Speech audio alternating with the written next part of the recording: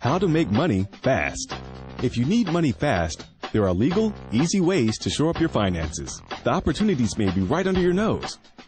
You will need odd jobs, a computer with internet access, people to teach, writing skills, junk to sell, and an insurance policy.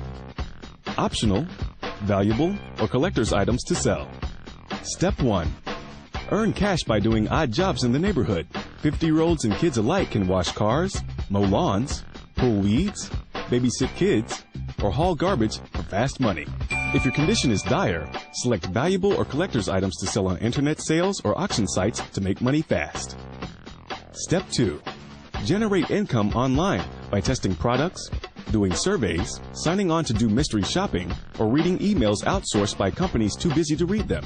Read the terms and conditions, which can vary, to avoid delays in payment. Step 3. Teach people from home.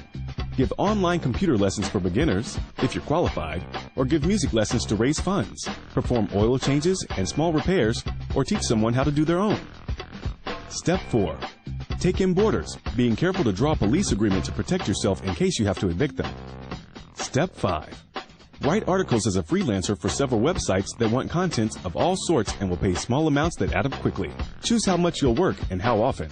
Step 6.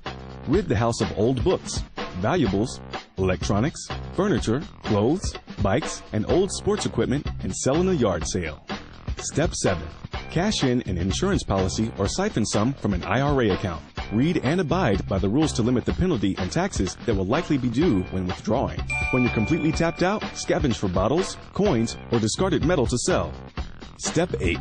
Volunteer for medical tests for a small fee. Sell your blood to a blood bank, or sell your sperm to a sperm bank. Did you know? In 2007, 154 million people worldwide received microloans. In the United States, nearly $100 million in microloans were provided to 13,000 clients in 2000.